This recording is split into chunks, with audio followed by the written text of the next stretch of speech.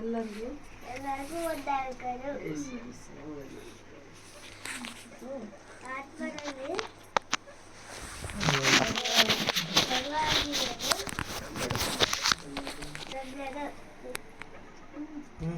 ಪಲ್ಲಕರಾಜರು ಅವರದು ಮತ್ತೈಸುವಂತೆ 5ನೇ ಅಧ್ಯಾಯ 3ನೇ ವಚನ. ವಂದನೆಗಳು. 1 ಥೆಸಲೋನಿಕ 5ನೇ ಅಧ್ಯಾಯ 1ರಿಂದ 10ನೇ ವಚನ.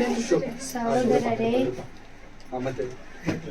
1 ಥೆಸಲೋನಿಕ 5ನೇ ಅಧ್ಯಾಯ 1ರಿಂದ 10ನೇ ವಚನ. ಸಹೋದರರೇ, ಈ ಸಂಗತಿಗಳನ್ನು ನಡೆಯಬೇಕಾದ ಕಾಲಗಳನ್ನು ಗಳಿಗೆಗಳನ್ನು ಕುರಿತು ನಿಮಗೆ ಬರೆಯುವುದು ಅವಶ್ಯವಿಲ್ಲ. ರಾತ್ರಿ ಕಾಲದಲ್ಲಿ ಕಳ್ಳನು ಹೇಗೆ ಬರುತ್ತಾನೋ ಹಾಗೆಯೇ ಕರ್ತನ ದಿನವು ಬರುತ್ತದೆಂದು ನೀವು ಚೆನ್ನಾಗಿ ತಿಳಿದಿದ್ದೀರಲ್ಲ. ಸಮಾಧಾನವಾಗಿಯೂ ನಿರ್ಭಯವಾಗಿಯೂ ಇರ್ತೇವೆ ಎಂದು ಹೇಳುವ ಜನರ ಮೇಲೆ ಅವರ ಮೇಲೆ ನಾಶನವು ಗರ್ಭಿಣಿಗೆ ಪ್ರಸವ ವೇದನೆಯು ಬರುವ ಹಾಗೆ ಬರುವುದು. ಆದರೆ ಸಹೋದರರೇ, ಆ ದಿನವು ನಿಮ್ಮ ಮೇಲೆ ಕಳ್ಳನಂತೆ ಬರತಕ್ಕದ್ದಲ್ಲ. ನೀವು ಬೆಳಕಿನವರು, ನೀವು ಕತ್ತಲೆಯಲ್ಲಿರುವವರಾಗಿದ್ದೀರಲ್ಲ. ನೀವು ಬೆಳಕಿನವರು, ಅಭಿನವರಾಗಿದ್ದೀರಷ್ಟೇ. ನೀವು ಕತ್ತಲೆಯವರಲ್ಲ, ರಾತ್ರಿಯವರಲ್ಲ. ನಾವು ರಾತ್ರಿಯವರಲ್ಲ, ಕತ್ತಲೆಯವರಲ್ಲ. ಆದ ಕಾರಣ ಇತರರಂತೆ ನಿದ್ದೆ ಮಾಡದೆ ಎಚ್ಚರವಾಗಿರೋಣ, ಸ್ವಸ್ಥಚಿತ್ತರಾಗಿರೋಣ. ನಿದ್ದೆ ಮಾಡುವವರು ರಾತ್ರಿಯಲ್ಲಿ ನಿದ್ದೆ ಮಾಡುತ್ತಾರೆ, ಅಮಲೇರುವವರು ರಾತ್ರಿಯಲ್ಲಿ ಅಮಲೇರುತ್ತಾರಷ್ಟೇ. ನಾವಾದರೂ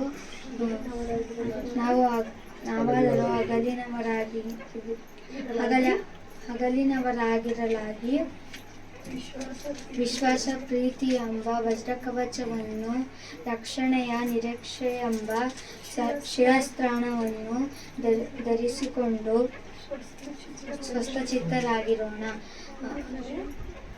ಏಕೆಂದರೆ ದೇವರು ನಮ್ಮನ್ನು ಆತ ತನ್ನ ಕೋಪಕ್ಕೆ ಗುರಿಯಾಗಬೇಕೆಂದು ನೇಮಿಸದೆ, ನಾವು ನಮ್ಮ ಕರ್ತನಾದ ಯೇಸು ಕ್ರಿಸ್ತನಲ್ಲಿ ರಕ್ಷಣೆಯನ್ನು ಸಂಪಾದಿಸಿಕೊಳ್ಳಬೇಕೆಂದು ನೇಮಿಸಿದನು. ನಾವು ಎಚ್ಚರವಾಗಿದ್ದರೂ ಸರಿಯೇ, ನಿದ್ದೆ ಮಾಡದೇ ಇದ್ದರೂ ಸರಿಯೇ, ತನ್ನೊಂದಿಗೆ ಜೀವಿಸಬೇಕೆಂದು ಆತನು ನಮಗೋಸ್ಕರ ಸತ್ತನು. Thank you.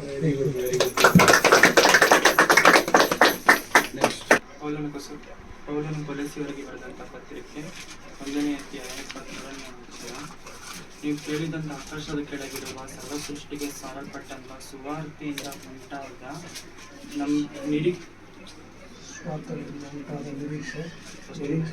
ಪೌಲನು ಬರೆದ ಕೊಲೊಸ್ಸೆಯವರಿಗೆ ಬರೆದಂಥ ಪತ್ರಿಕೆ 1ನೇ ಅಧ್ಯಾಯ 23ನೇ ವಚನ. ನೀವು ಕೇಳಿದಂಥ ಆಕಾಶ ಕೆಳಗಿರುವ ಸರ್ವ ಸೃಷ್ಟಿಗೆ ಸಾರಲ್ಪಟ್ಟಂಥ ಸುವಾರ್ತೆಯಿಂದ ಉಂಟಾದ ನಿರೀಕ್ಷೆಯನ್ನು ಬಿಟ್ಟು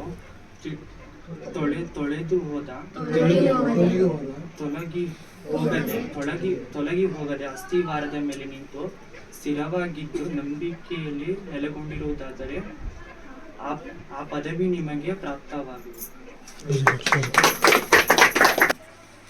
ಲೂಕನು ಬರೆದ ಸುವಾರ್ತೆ 10ನೇ ಅಧ್ಯಾಯ 1ನೇ ವಚನ. ಇದಾದ ಮೇಲೆ ಸ್ವಾಮಿ 70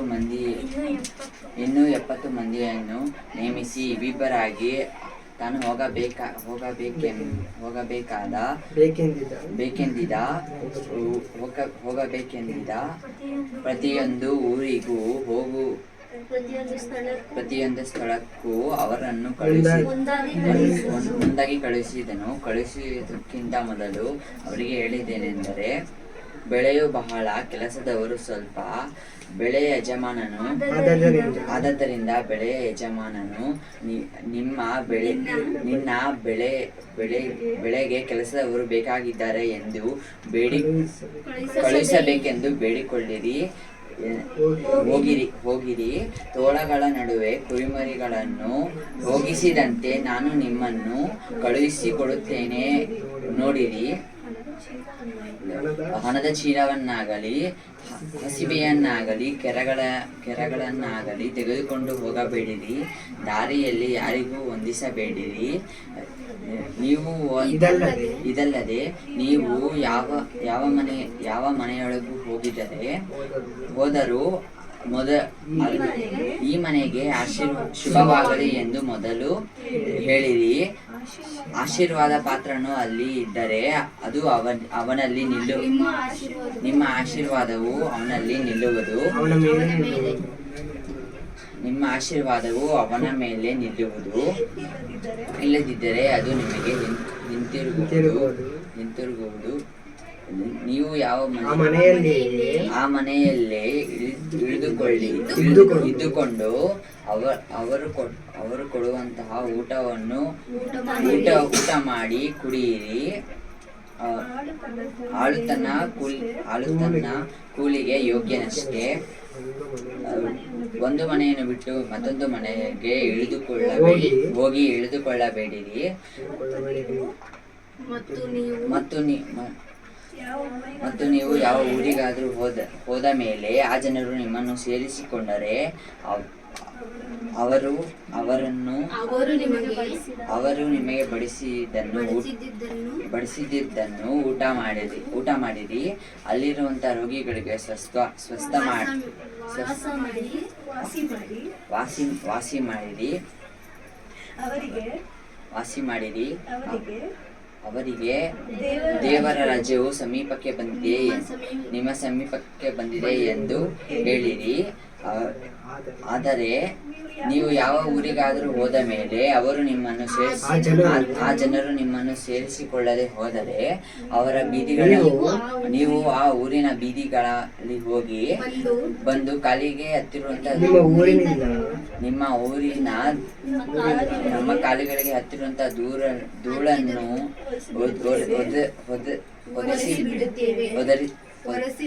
ಹೊರಸಿ ಬಿಡುತ್ತೇವೆ. ಅದು ನಿಮಗೆ ಇರಲಿ.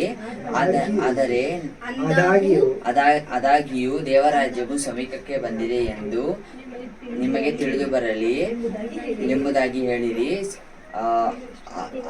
ಆ ದಿವಸದಲ್ಲಿ ಅಂತ ಊರಿನ ಗತಿಯನ್ನು ಸೊದೋಮೋರಿನ ಗತಿಗಿಂತ ಕಠಿಣವಾಗಿರುವುದು ಎಂದು ನಿಮಗೆ ಹೇಳುತ್ತೇನೆ.